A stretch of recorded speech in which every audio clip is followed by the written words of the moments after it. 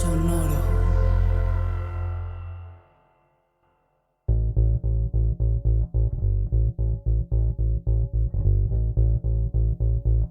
Las mejores películas de 2025.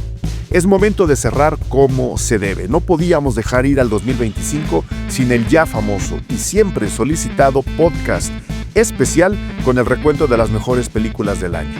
Y aquí estamos, nadando entre apuntes, memorias, emociones que se apagan al encenderse las luces y muchas ganas de compartir con ustedes lo que en Cine Garage consideramos lo mejor que tuvo el cine que vimos, porque películas hay muchas más. Del terror reimaginado al documental ultrarrealista y de ahí al cine que mezcla todos los géneros posibles, aquí recordaremos las películas más emocionantes o las más extravagantes que, por eso y más, merecen ser mencionadas en nuestro recuento anual. Para hacerlo, no hay nadie mejor que el crítico de cine Ernesto Díez Martínez, una de las mentes más destacadas y respetadas de la crítica nacional e internacional. Sin más preámbulos, iniciemos el recuento de las mejores películas de 2025. De eso trata este episodio. Yo soy Eric Estrada, esto es Cine Garage, aquí cabe todo el cine.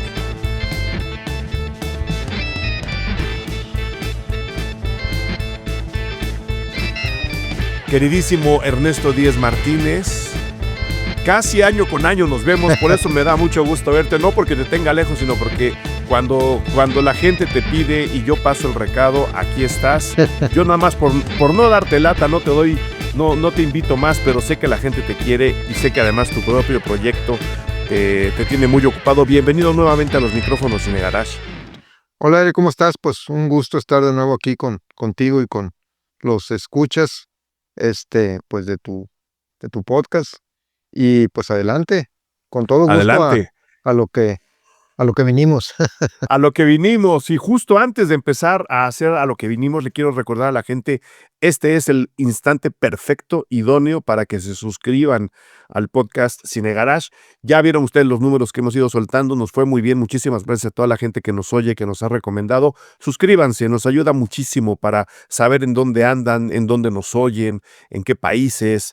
Y luego por ahí nos vamos comunicando con la gente suscrita para ver si hay algún tema que quieren que toquemos. Estamos con los especiales de fin de año y justo para ser uno de los más solicitados, no por mí, no por el tema, sino porque normalmente lo hacemos con Ernesto, las mejores películas del año, es decir, lo mejor que vimos en cine en 2025. Fue un año muy agitado, Ernesto, fue un año que tuvo altas, bajas, fue un año en general. ¿Cómo lo calificarías tú, así nada más antes de entrar a compartir nuestras pequeñas elecciones? Pues fíjate que estaba pensando en eso, precisamente en estos días. eh, y creo que es un año, eh, yo siento muy interesante en cuanto al tipo de cine que se realizó, ¿no? Creo que básicamente es un cine muy político, o sea, en este año en particular. eh, por ahí, ¿te acuerdas en aquel famoso diálogo, que más bien es una suerte de monólogo, ¿no? En El tercer hombre, cuando Orson Welles habla del caos y de la paz y toda la cosa del personaje, Harry Lime, ¿no? Que interpreta a Orson Welles y que dice en algún momento este, que de alguna manera el caos es las crisis son de alguna forma eh, un caldo de cultivo, ¿no? Creativo de alguna manera. Y dice, bueno, ve, Suiza, ¿no? Suiza en 2000 años de paz y tranquilidad no ha producido más que el chocolate y el reloj cucú, ¿no? Y habría que decir que el chocolate en realidad es mexicano, pero bueno, pero Es así otro dice, tema. es otro tema.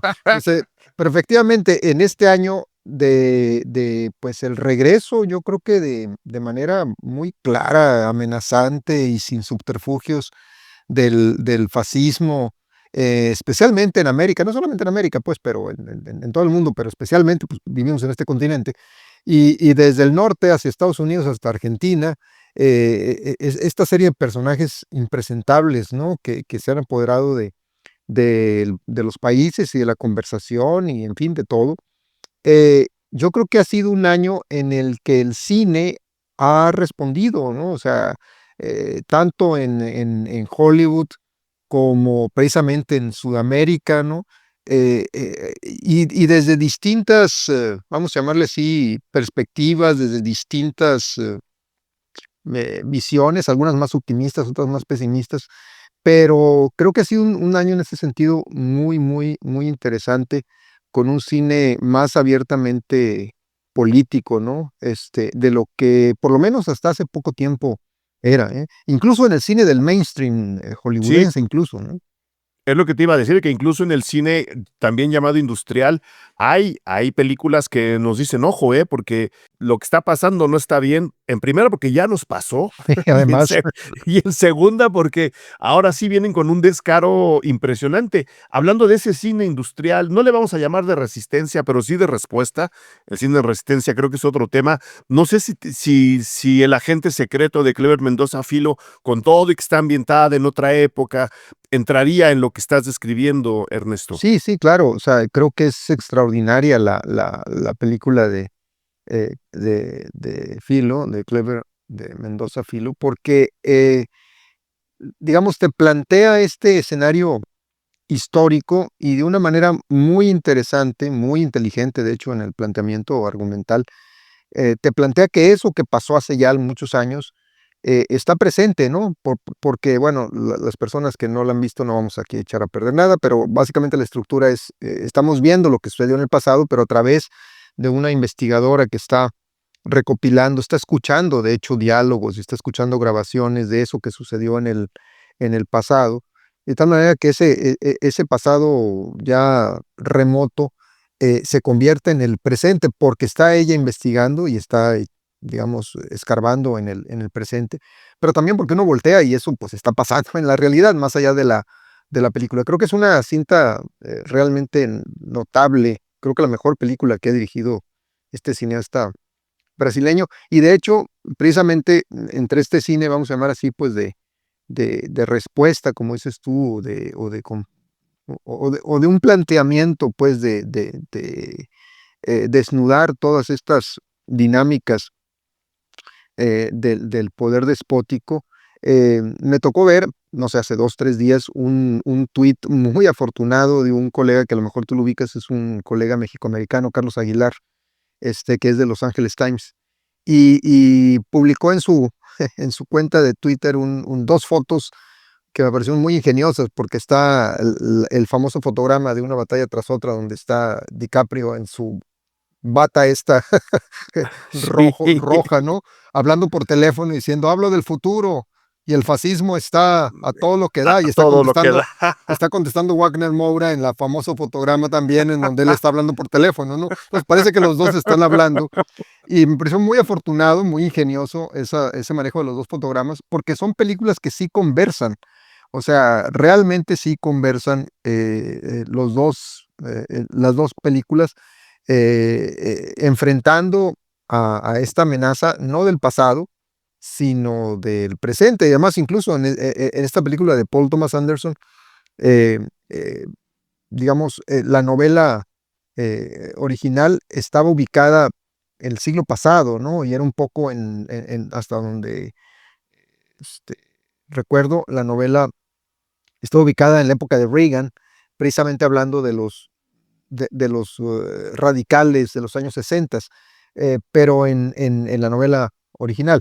Pero aquí en esta de Thomas Pynchon, pero aquí en la película el escenario es un tanto cuanto atemporal, o Sí, sea, como que podría ser cualquier momento, ¿no? cualquier Cualquier momento, año. cualquier año. Entonces es algo así como que sí pasó, pero sigue pasando y si nos descuidamos, va a seguir sucediendo, ¿no? Va a seguir sucediendo, Entonces yo creo que las exactamente. dos películas, para mí esas, digamos, son las dos grandes películas del año, ¿no?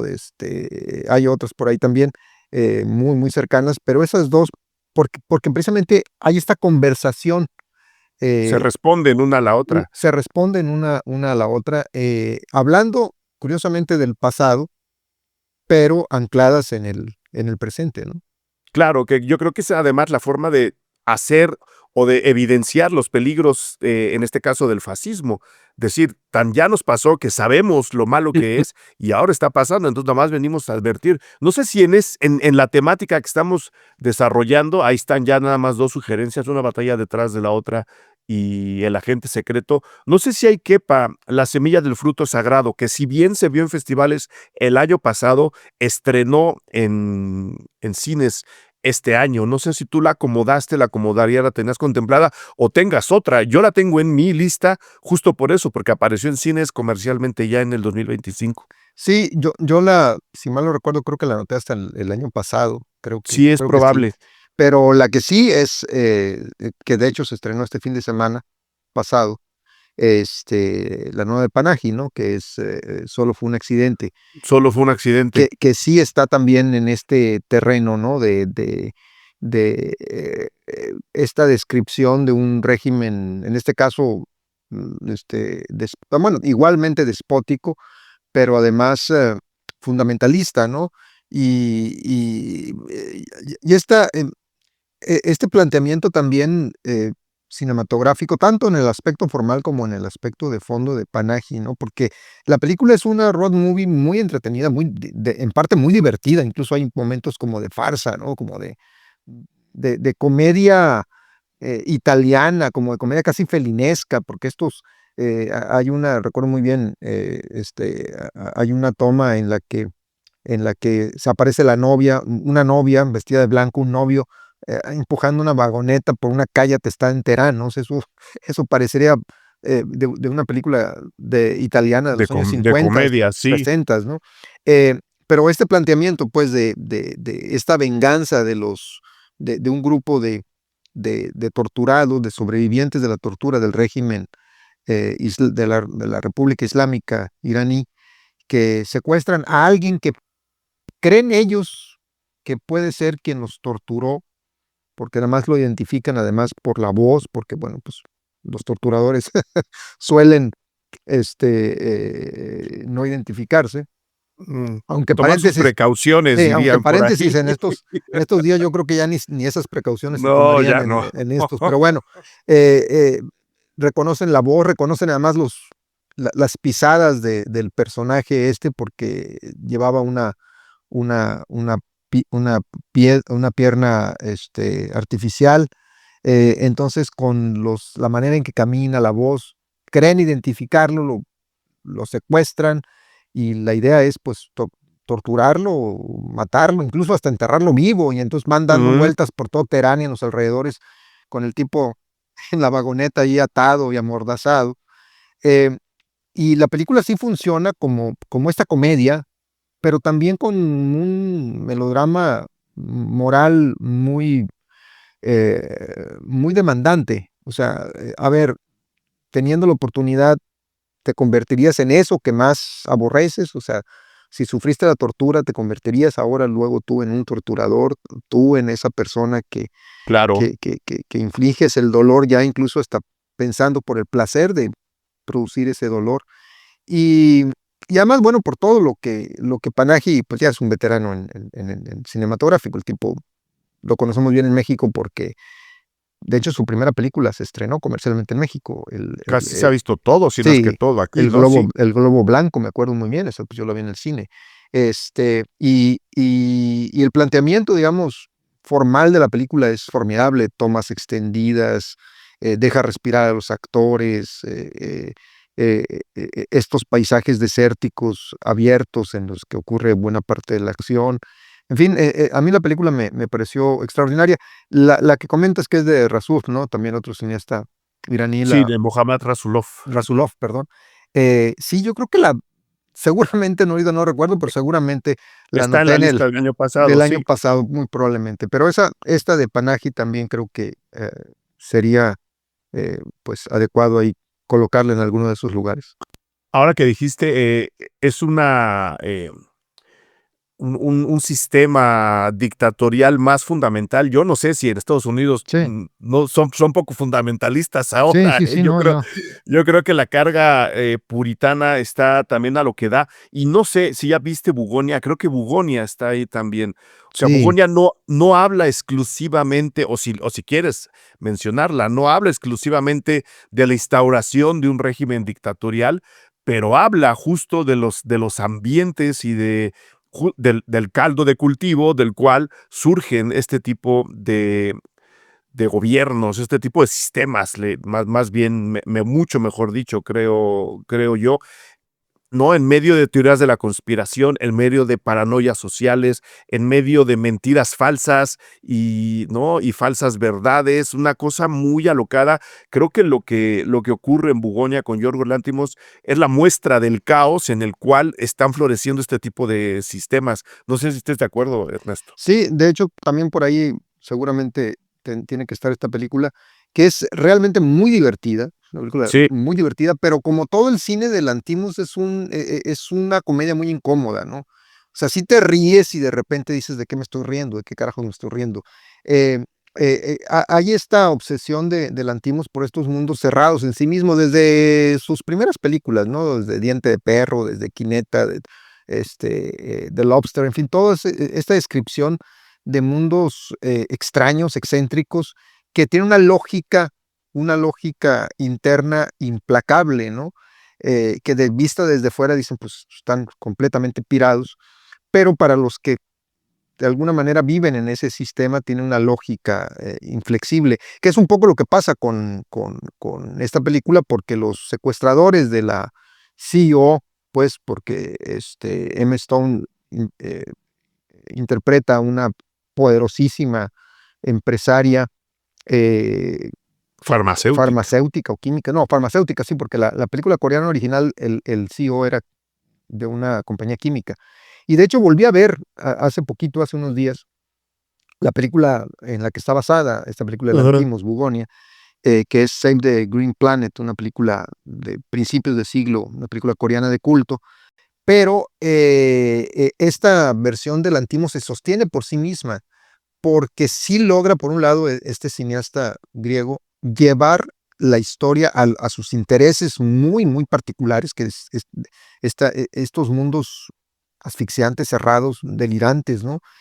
Y por otro, lo que tú también mencionaste en ese momento, porque la película original coreana tenía mucho que ver con una obsesión que tienen en Sudcorea con los secuestros. Es un delito Ujú. aparentemente bastante, bueno, no sé si común, pero es un delito muy recurrente.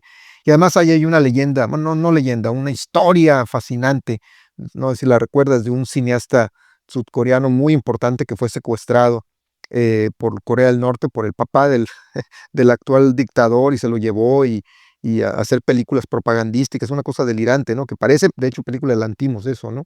Y eso, digamos, es un tema muy, digamos, que le es muy caro, digamos, a los sudcoreanos.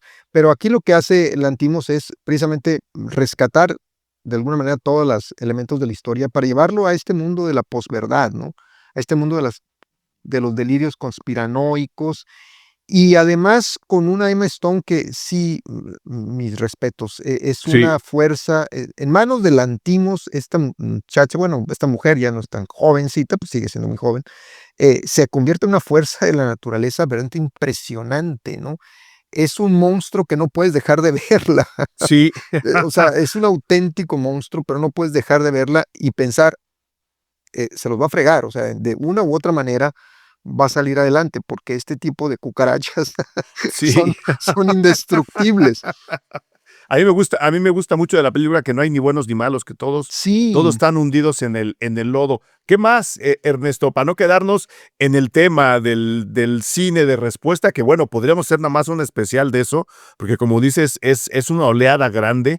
No sé qué tengas más apuntado por ahí en cuestión de cine internacional que te haya llamado la atención, como para decir, esto tiene que estar en la lista de lo mejor del año. por ejemplo, hay una, además de lo que ya comentamos, Bueno, que también es otra película de este tipo, pero ahorita que mencionaba Chan-wook Park, que es de No Other Choice, que la acabo de ver y me pareció muy, muy interesante todo el planteamiento de clase y las cuestiones Ujú. laborales y económicas, que esto también es un tema que les interesa mucho a los sudcoreanos y con dedicatoria. De hecho, la película termina con una dedicatoria a Costa Gabras, que me pareció hasta conmovedor de parte de Chang-wook Park. Pero bueno, además de eso, está una película tailandesa de un director impronunciable que yo me tocó verlo en Cannes. Digo, no fui a Cannes, pero digamos que sí Tienes algunas, tus sí, privilegios. algunas veces me mandan alguna de las películas en competencia y me tocó ver una película que el título internacional era A Useful Ghost, y que efectivamente un fantasma útil, creo que se presentó en Morelia, Ahí andaba, sí. sí, y estuvo también en la muestra, creo que por ahí estuvo en la muestra, y me parece una película encantadora, es una de esas películas que yo titulo como el OVNI del año, porque más bien es el objeto cinematográfico no identificado. Es una cosa que no se parece a nada, pues. Y es una comedia, básicamente una comedia de fantasmas romántica, en el que pues el marido muerto de una muchacha reencarna, mejor dicho, en una aspiradora, ¿no? Ujú. Entonces, hay una cosa muy, pues muy extra, muy excéntrica, pero al mismo tiempo muy conmovedora de una historia de amor, pues con un chunche que te ayuda a limpiar la Sí. casa, ¿no? Es como si hubieran hecho un episodio de The Twilight Zone, pero con cine de autor, Sí, sí, mezclado, sí, sí. todo ahí, ¿no? Está, Y este cineasta tailandés que honestamente ni intenté anotar no su lo nombre, vamos a intentar. no vamos a intentar pronunciarlo, Ahí se pero los escribo. Pero es un debutante él y a mí me pareció una de las películas también, pues yo creo que hay que revisar ya Hay cuando, que revisar. si se estrena en cartelera, segundo se va a estrenar comercialmente porque ya estuvo en la muestra, entonces con toda seguridad por ahí va a haber manera de verla en algunas salas, ¿no? Vi algo que no sé si ya está por ahí en alguna plataforma. Es como una suerte de ensayo, no es un documental, no es de alguna manera también es parte ficción, pero no es completamente ficción. No sé si estuvo en Sundance, de hecho, al principio del año, The Zodiac Killer Project. Es una serie. Es como un piloto que presentan siempre en sondas, como para que a ver si alguien lo cache y luego desarrollan el proyecto. Pero el piloto en sí es muy interesante. Sí, porque es esta historia de este documentalista que quería hacer un documental sobre el asesino del Zodiaco y de un investigador y creo que al final de cuentas el autor de ese libro se echó para atrás y no le dio los derechos y entonces empieza a decir, bueno, ok, ya no me los dio los derechos, entonces pues vamos a hacer, ¿qué habría hecho si me hubiera vendido los derechos? Y entonces empieza a hacer Sí. toda la reflexión, ya no solamente sobre el asesino del Zodiaco, que sí lo trata, pero sobre la estructura de las películas sobre asesinos seriales. Y es muy divertido, muy ingenioso, porque ese sí es hacer cine, pues literalmente con, pues no sé, con Con $5, sí, $2. sí, o Sí. sea, es nada, o sea, a veces es él nada más la voz y con fotografías, y de repente aparece grabándose él mismo dentro de la Ujú. cabina, midiendo los tonos de cómo debe ser un narrador de serie, de serial killers, y me pareció a mí realmente muy ingenioso, una manera de hacer cine pues con casi nada. Ahora, en contraste, no sé si tú viste este otro documental, es decir, mucho, muy elaborado, se nota la producción, en fin, el nuevo documental de Raúl Peck, que es Orwell, Orwell 2.2 más 2 es igual a 5. Es una suerte de documental más o menos biográfico sobre George Orwell, pero centrado especialmente en la escritura de 1984 De la y novela. de la novela, y sobre todo trayendo a colación las que yo no sabía además, las innumerables versiones que hay de 1984, porque hay versiones televisivas, versiones, pues la famosa versión del 84, donde aparece con John Hurt y Richard Burton y demás, pero con otras versiones radiofónicas incluso, los documentos de él, la biografía, y además otra vez la descripción de que ese mundo que estaba retratando Orwell, pues está con nosotros, ¿no? Sí. El análisis de las noticias, de cómo te presentan las noticias. De hecho, por cierto, ahí aparece hasta un cameo de una conductora de noticieros muy conocida en México, o más o menos conocida en México, que aparece por ahí. Cuando dan un ejemplo de la manipulación de la información, ¡pum!, aparece ella. Sí, sí, sí, es una, este, que tiene ahora el programa, creo que en Radio Fórmula en las mañanas. Este, No digamos nombres, sí, pero sí sé quién es. sí, sí, sí, Sobre todo porque no conozco los horarios, porque en Fórmula no hay uno, hay varios. sí. Hola, ¿qué tal? Yo soy Eric Estrada y vengo a recordarles que hay un espacio reservado y exclusivo para los Patreons Cine Garage. Ellos y ellas, gente que está suscrita a nuestro perfil Patreon en www.patreon.com/Cine Garage, tienen acceso a una cantidad de contenido ya muy grande, siempre relacionada con el cine, desde críticas a estrenos en cine y en televisión, hasta entrevistas y cobertura de festivales. Ahí tenemos regalos para todos y todas ustedes, tenemos funciones especiales de cine, tenemos también descuentos a nuestros talleres y a nuestros cursos, y tenemos sobre todo un espacio en donde nadie más que ustedes puede estar. En este caso, quiero agradecer personalmente a Miguel Gallegos, Adriana Retamares, Tania Ojeda, Lucía Hernández, Mónica Martínez, Jimena Abas, Rosana Reynoso, Juan Jauregui, Germán Chacón y Miguel Pulido, que son la selección de Patreons, para agradecerles personalmente en este episodio. Somos muchísimos más,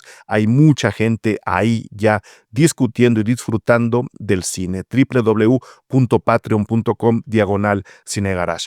Pueden tener una prueba gratis y decidir si se quedan o no. Si lo hacen, la aportación que ustedes hacen mes con mes, ese pequeño donativo que hacen al Patreon Cine Garage, nos ayuda a seguir produciendo este podcast de cine para todo mundo.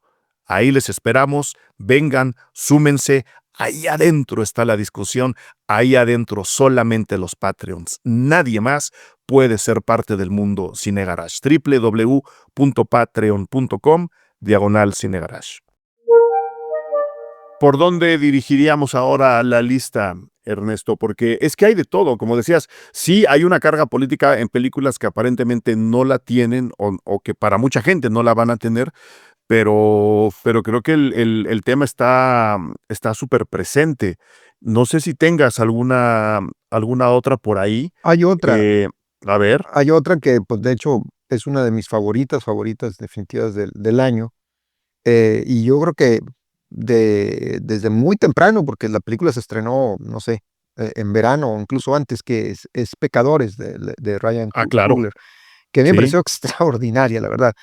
Otra vez es una mixtura de géneros, o sea, es una película de, digamos, de época ubicada en el sur gringo, que te crees a los personajes, te crees el lenguaje, te crees el ambiente, te crees todo. Luego está la parte de género más tradicional, vamos a llamar así, que es una película de vampiros, finalmente. Mm. Y luego está esa maravilla que son las canciones, la música, y además, pues, muy ecléctico, ¿no? Porque es la música del sur gringo, pero de repente aparece este vampiro blanco cantando canciones irlandesas y es verdaderamente Sí. formidable, no sabes a cuál irle, ¿no? Si se fuera una batalla de de músicos entre, la música negra del sur gringo y la música irlandesa con sus bailables, dices, pues, híjole, no sé por cuál decidirme. Es una gran película de género, yo creo que sí es la mejor película que ha hecho Ryan Coogler de lejos.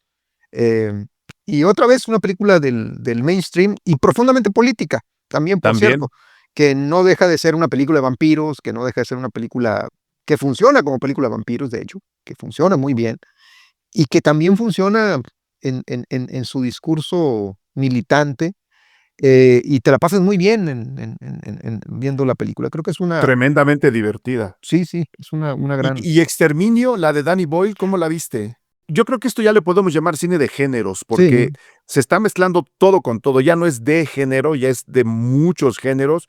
Y yo creo que Exterminio también hace lo suyo, justo en cuestión de, ahora sí, en un mundo completamente imaginario, que bueno, después de la pandemia ya no sabemos qué tan imaginario, pero, no, pero hombre, no están en ningún lado, en pocas palabras, pero están diciendo en estos entornos de caos y de desesperación y de miedo, el fascismo está, ¿no?, ahí del otro lado de la barda, y lo que plantea Exterminio es justo también entre su gran historia de infectados, que a mí se me hace muy divertida, todo este sí. osario que están armando por ahí, a mí me divirtió, me llevó a las películas de aventuras que yo veía de niño. En medio de todo eso, creo que la película, además de ser buena, no sé qué opines tú, también tiene una carga política importante. Sí, además esta voluntad de la creación de este mundo post-apocalíptico, ¿no? En donde se están inventando las reglas, se están creando nuevas leyendas, hay estos mundos, o estas sociedades chocando, que es casi literalmente volver al mundo medieval, ¿no? En Sí, gran medida, ¿no? Un poco, en este escenario fantástico, yo diría de acronías, porque es como, ¿qué hubiera pasado si hubiéramos terminado de esta manera, ¿no? Y que a lo mejor no estamos tan lejos de eso, esperemos que no. no. Pero sí, es muy interesante. Igual, como dice, como este es una eh, pues primer episodio de otros dos, yo creo que el segundo ya se estrena en estos, Pues dentro de poquito, ya sí. entró, creo que no sé si en enero, febrero, por ahí se suelta el segundo episodio. Pero sí es bastante prometedor toda la reinvención de Boyle de aquella premisa de los infectados, que no zombies, sino infectados más bien. Son infectados, sí, nos regañan la policía del zombie, nos regañan, nos Sí. regañan. Yo pude ver la desaparición de Joseph Mengele de Kill Ah, Cerebro fíjate que no lo he y visto yo esa. la voy a mencionar porque, de nuevo, entra el tema a través de un recuento biográfico. Es una película que cuenta no el ascenso, no la vida, sino lo que hay que contar de este tipo de personajes, la caída, ¿no? De uno de los peores asesinos que ha tenido la humanidad, ahora enfundado en el uniforme del nacionalsocialismo en la Alemania de la Segunda Guerra, y que fue acogido en Argentina una vez que Alemania pierde la guerra. Y lo que hace Serebrennikov es describir precisamente a los monstruos que normalmente están detrás o de dictaduras o de autocracias, ¿no? Evidentemente cargados todos hacia el lado del fascismo, realmente describir al monstruo, un monstruo en decadencia, pero que no puede salir de su propia naturaleza. No lo hace pagar sus pecados porque la película deja muy claro que este hombre debió haber ido a juicio antes que morir como murió, con todo lo que pudo haber sufrido, pero sí nos deja ver la podredumbre que está dentro de ese tipo de mentes y de ideologías, mientras hace simplemente el recuento de la caída en salud, en dinero, en plan de vida de este hombre, al cual cuando el sistema se le acaba, evidentemente todo se le viene a cabo. Eterna la película, pero en esa eternidad creo que es muy, muy clara en lo que te quiere contar, que es esto que estoy describiendo. Estos monstruos no deberían de volver y justo por eso se toma su tiempo para hacerlo. Chécala cuando puedas. Sí, sí, esa la tengo. Por ahí también tengo por ahí pendiente Nuremberg que no he podido ver. Y hablando de recuentos biográficos, Nouvelle Vague de Richard Linklater. Fíjate que a mí, la verdad, la película, no digo que me molestó, pero me dejó, No, mm, no te gustó. la cinta me recordó a muchas otras películas similares, o sea, en cuanto a la intención, que es el homenaje, ¿no? Pero, no sé, el Chaplin de Attenborough, las películas que se han hecho sobre Hitchcock, La sacamos de la lista, no sí, te no me pareció preocupes. notable La en lo sacamos de la absoluto, lista. ¿eh? Pero Este, entonces, ¿cuál metemos? ¿Cuál tienes por ahí? pues mira, yo tengo también por acá, 2 películas de horror. No quería ser yo quien lo mencionara porque ya me regaña la gente que siempre quiere hablar de cine de horror y de terror. Bueno, pues es un cine muy interesante. Qué bueno que lo dices tú para que no me regañen a mí, Ernesto. Pues sí, yo creo que hay 2 que son, a mí en lo Hay particular me más. parecieron, hay más, ¿no? Pero así 2 así a bote pronto. Una que es, La hora de la desaparición, Sí, Weapons, y la otra, Bring It Back, Haz que regrese. Esta película australiana, los hermanos Filippo. Sí, Las dos, especialmente, bueno, las dos son notables, ¿no? Pero La hora de la desaparición es otra vez géneros fusionándose entre el horror, que funciona muy bien, el humor y una estructura narrativa que te mantiene siempre activo mentalmente, porque tú como espectador estás armando el rompecabezas de lo que está claro. pasando. Eh, a mí, la verdad, me gustaron mucho estas dos cintas de horror. Bueno, la australiana es pues esta, que no es exactamente para nada comedia, sino es una película de horror, pero que además tiene las connotaciones sobre el duelo, sobre el dolor y el extremo al que puede llegar alguien por precisamente cuando falta la persona a la que más amas, ¿no? Y es otra vez una historia son las dos historias muy torcidas, que además, por cierto, en el caso de Weapons, pues ahora sí que la reaparición de Amy Madigan, que pues estaba esta actriz, honestamente yo cuando la vi en la película dije, ¿quién es? ¿Quién es? Decía yo, ¿quién Me es? suena, O me sea, no, no, pero suena. decía yo, la veía y decía, yo la conozco, esta mujer, ¿quién es? Es maquillaje, ¿quién la tiene? Claro, es maquillaje, tiene la peluca y los lentes y todo eso, ¿no? La tía, no me acuerdo cómo se llama la tía, pero bueno. De eh, la tía simpática le sí, vamos a llamar. la tía simpática. La hermanastra fea Ah, claro, es, también. es otra, no es terror en realidad, ¿no? También es otra película de géneros Sí, en plural, que se acerca mucho a la sustancia, ¿no? sí. Yo cuando veía a la hermanastra fea, todo mundo te decía, no, que la Cenicienta, y no, esto está justo exactamente en el mismo riel, o por lo menos en uno paralelo que la sustancia. Estábamos hablando de los temas que han oprimido a las mujeres y cómo se les imponen modelos de ser, de verse, de estar, pero la película lo lleva al lado del castigo corporal. Es como si Cronenberg hubiera dirigido La Sustancia con alguien que no fuera Demi Moore, y a mí eso me hizo muy, muy, muy feliz. Es una película también muy intensa, muy oscura. Y divertida a ratos también, ¿eh? Exactamente, ¿qué es lo que te iba a decir? A final de cuentas acaba siendo divertida. Entonces yo tampoco quería dejar de mencionar La hermanastra fea de Emil Blichfeld, Sí. que acaba de entrar a la lista. Yo creo que La chica de la aguja también, ¿no? Entre horror, que podría caminar en función triple: La sustancia, La hermanastra fea y La chica de la aguja. La historia de una mujer de clase baja que se enamora del dueño de la fábrica en donde ella termina trabajando.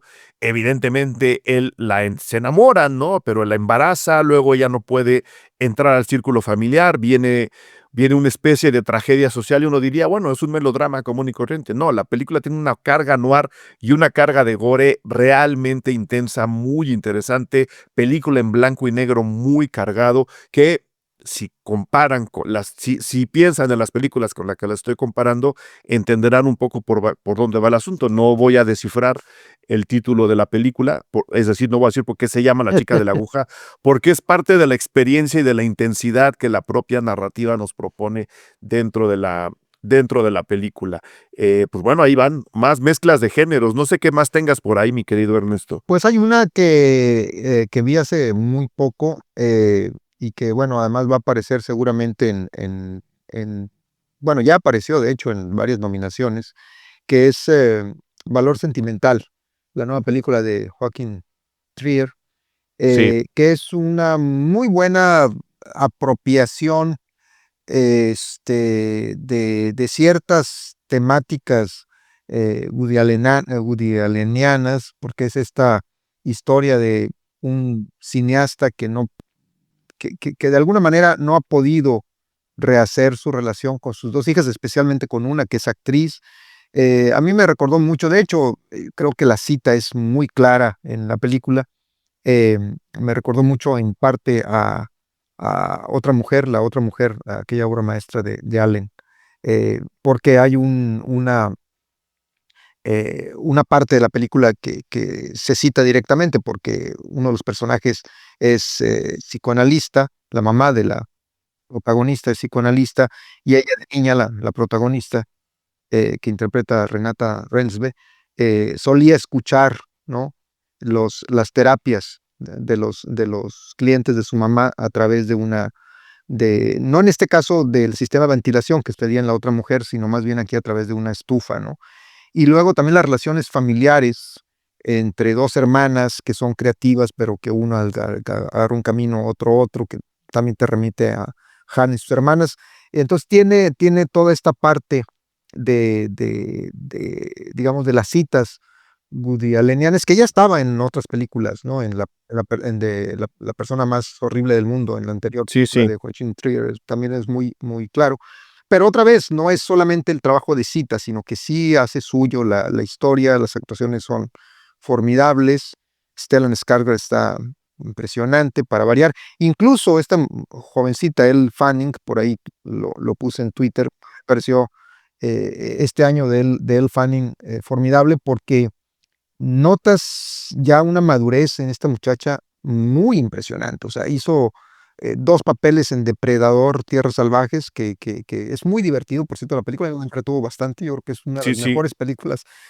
Tampoco es, digo, las mejores No, películas de la saga de Depredador, de la difiere mucho. saga, sí, no, que si nos ponemos estrictos, la mejor es la Sí, primera, sí, la segunda es la anterior a esta y luego está esta, todas sí. las del Todos los medio, demás o sea, son realmente terribles, ¿no? Pero bueno, digamos, pues dije, tomando en cuenta el contexto, pero sí es una de las mejores películas de toda la sí, saga de Depredador. seguro. Ya hace dos papeles esta muchachita ahí, Elle Fanning, digamos que el robot bueno y el robot malo, pero aquí hace este papel de una actriz de Hollywood y tú dices, ok, película escandinava, noruega, le va a recargar el caballo a Hollywood y a sus actrices, y resulta que el personaje que interpreta Alan Fanning es un personaje muy noble, muy inteligente, un personaje muy centrado, y entonces dices, en igual de irse con la sátira facilona, decir voy a burlarme Claro, yo desde Noruega y desde la influencia de Bergman y de Sjöström y en fin, de todos los cineastas suecos, daneses y noruegos que han existido, dice Trier, no, voy a acercarme al cine, voy a acercarme al teatro y voy a acercarme a cómo funciona este animal este, cruelísimo que es la industria cinematográfica, a través de una estrella de Hollywood que resulta que no es la rubia tonta que uno podría imaginarse, ¿no? Entonces a mí me pareció, insisto, una actuación notable, un gran año, por cierto, de Elle Fanning. ¿viste Sirat? Sí, sí, sí la vi, cómo no.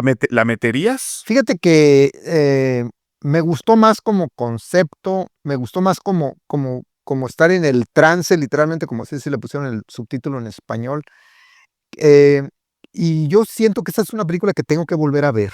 O Ok. sea, y que en lo absoluto me disgustó, en lo No, absoluto. no, no. No, es una película que en el buen sentido del término me desconcertó.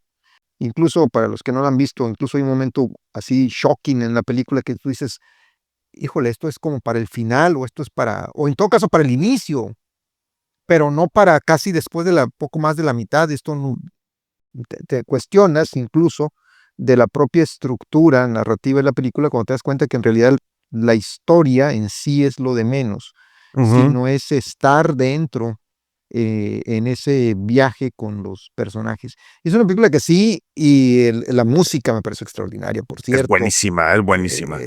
Todo el concepto sonoro. Yo estoy tratando de ver si entra en la mía porque yo ya la pude ver 2 veces, justo por lo mismo que acabas de explicar. Entonces, habiendo quitado Sirat y de tenerla en stand-by, la pregunta del millón, mi querido Ernesto. Frankenstein de Ah, Guillermo claro. del Toro. Para cerrar este podcast, Frankenstein de Guillermo del Toro, ¿sí? ¿O Frankenstein de Guillermo del Toro, no?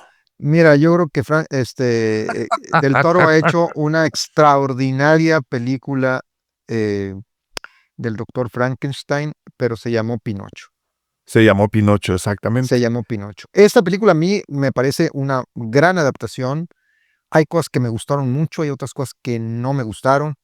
Es una gran apuesta de Del Toro volver a un texto fundador, ya no digo del cine de horror, sino del cine de ciencia ficción, de la novela moderna. O sea, eso es volver a uno de los libros fundamentales, yo creo que para cualquier cinéfilo o cualquier bibliófilo, ¿no? O sea, realmente es uno de los textos centrales.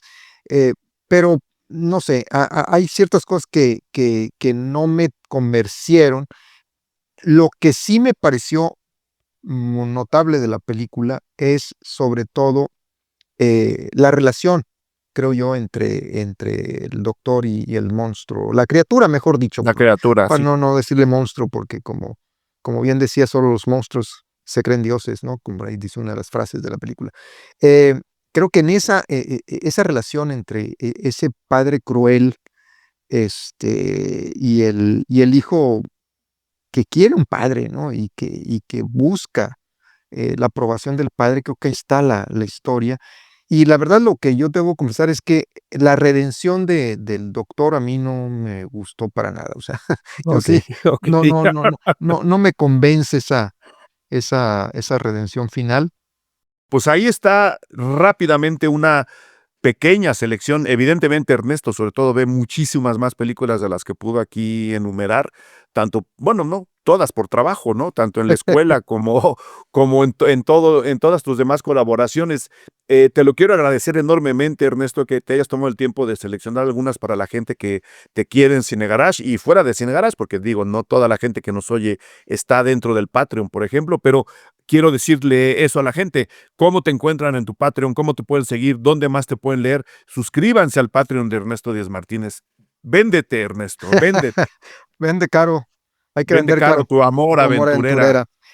No, pues ahí está en Patreon, me pueden buscar en Patreon ahí por mi nombre y pues evidentemente cada semana ahí en Letras Libres, y en pues, redes sociales, incluso hasta en Letterboxd a veces hago ahí algunas anotaciones de las películas que voy viendo, en fin, en todas partes por ahí ando. Muy bien, pues ahí está la invitación, de verdad, suscríbanse al Patreon de Ernesto, vale muchísimo, muchísimo la pena. Te quiero agradecer el tiempo, Ernesto, que hayas venido hasta acá, hasta los micrófonos Cine Garage, desearte muchísima suerte y pues sobre todo un muy feliz año 2026 de aquí hasta allá. Pues muchas gracias, Eric, lo mismo y felices fiestas para todos. Felices fiestas para todos. Gracias, Ernesto. Hasta luego, Eric. Gracias por escuchar Cine Garage. Si nos escuchas en Apple Podcast, regálanos una reseña para que más gente descubra este podcast. Suscríbete a Cine Garage siguiéndonos donde sea que escuches este programa para enterarte de nuestros próximos episodios. Cine Garage es parte de Sonoro. Ingresa a sonoromedia.com para escuchar más de los podcasts que aquí se producen.